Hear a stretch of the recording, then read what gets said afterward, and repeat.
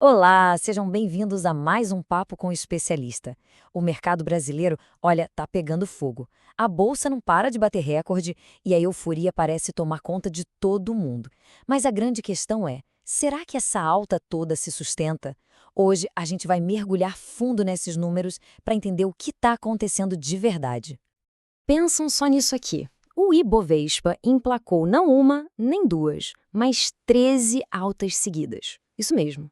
Foram 10 novos recordes, um atrás do outro, com o índice fechando a semana lá nos 154 mil pontos. É, sem dúvida, um otimismo que a gente não via há um bom tempo. Mas como a gente sempre fala por aqui, é preciso olhar além da manchete. Esse movimento todo tem fôlego para continuar? Que tipo de oportunidade e, mais importante ainda, que tipo de risco está escondido aí debaixo dessa onda de otimismo? É isso que a gente vai desvendar agora. Então, o nosso roteiro de hoje está bem completo. A gente começa com um panorama geral do mercado, depois faz um mergulho em dois tipos de ação. Aquelas que parecem esquecidas, as possíveis joias raras, e aquelas que estão brilhando, as estrelas do momento. Daí a gente sobe de novo para a visão macro, falando de tendências e riscos, e fecha com a análise final. Vamos lá? Ok, vamos começar pelo cenário geral. Para a gente entender essa alta histórica, é preciso olhar para dois motores principais que estão empurrando o mercado para cima com tudo. Primeiro, uma temporada de resultados das empresas que veio bem forte e, segundo, um volume gigantesco de dinheiro estrangeiro voltando a apostar no Brasil. E o número que salta aos olhos aqui é esse do capital estrangeiro. Pensa bem, depois de uma saída de mais de 24 bilhões no ano passado, em 2025 já entraram quase 26 bilhões de reais. É uma virada de chave, um sinal claro de que a confiança voltou, em grande parte impulsionada por resultados bem sólidos de gigantes como a Petrobras.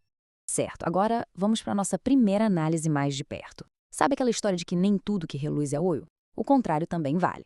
Existem empresas com fundamentos excelentes, mas que, por algum motivo, estão sendo negociadas perto das mínimas do ano. Vamos dar uma olhada nessas possíveis pérolas escondidas. Olha só, separei 5 exemplos aqui. A Prio, que está sendo negociada com um desconto enorme. A Sabesp, uma verdadeira máquina de gerar caixa. A Caixa Seguridade, um nome que chama atenção para quem busca dividendos. A Gerdau, que aposta na recuperação do aço. E a Lojas Renner, uma varejista mais defensiva, sabe? Mais resiliente e com uma saúde financeira que se destaca. Cada uma tem uma tese de investimento bem particular. Se a gente olhar a Prio mais de perto, apesar de alguns desafios na operação, a ação está com desconto de mais de 70% em relação à sua média histórica. A grande pergunta aqui é: será que o mercado não está exagerando na dose, ignorando a geração de caixa operacional forte, o tal do EBITDA, e a nova produção que está para começar no campo de Wahoo? Fica aí a reflexão. E falando dessa BESP, a história aqui é de estabilidade com um belo potencial. A empresa é super consistente na geração de caixa, e a XP Investimentos, por exemplo, está com um preço-alvo de mais de R$ 162 para 2026. Isso aponta para uma valorização bem relevante, ainda mais para uma empresa de saneamento, um setor que costuma ser mais conservador. Agora vamos virar a chave. Se antes a gente estava procurando valor escondido, agora vamos olhar para o outro lado da moeda, as estrelas do momento. Aquelas empresas que estão liderando a alta com desempenho forte e um caminhão de notícias positivas. E essa imagem aqui ilustra perfeitamente a diferença.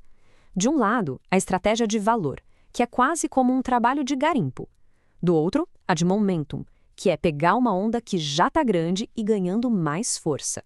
Não tem certo ou errado, são só filosofias diferentes que exigem análises distintas. O exemplo claro de momentum é a Smart Fit. Os números do terceiro trimestre são impressionantes. Receita crescendo 28%, lucro subindo 43% e a margem de lucro operacional, a margem EBITDA, batendo recorde. É uma combinação de crescimento com eficiência que o mercado simplesmente adora ver. E é claro que não dá para falar de momentum sem citar a Petrobras. A empresa anunciou que vai distribuir mais de 12 bilhões de reais em dividendos. Isso, junto com uma produção recorde, mesmo com a queda do petróleo lá fora, fez da Petrobras o grande motor do Ibovespa na semana. E além delas, temos outros nomes fortes, a Cyrela, mostrando muita resiliência no setor imobiliário, a Fliore, com um crescimento bem sólido e constante, e a Eletrobras, que pode destravar muito valor com a venda da eletronuclear, se consolidando de vez como uma gigante de energia renovável.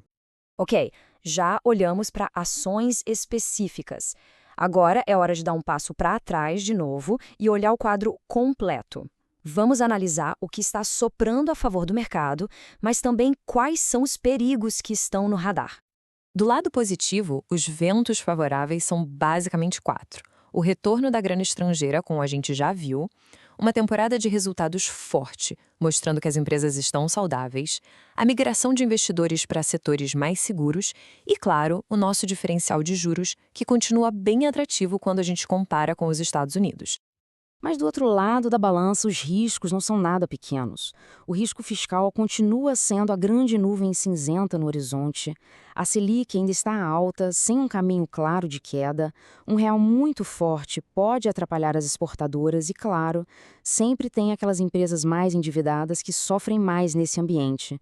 E esse ponto aqui, pessoal, é o mais importante. O mercado está muito desconfiado da capacidade do governo de segurar os gastos, ainda mais com o aumento de isenções. Essa dúvida sobre a questão fiscal é, de longe, o principal gatilho que poderia reverter toda essa alta da bolsa de uma hora para outra.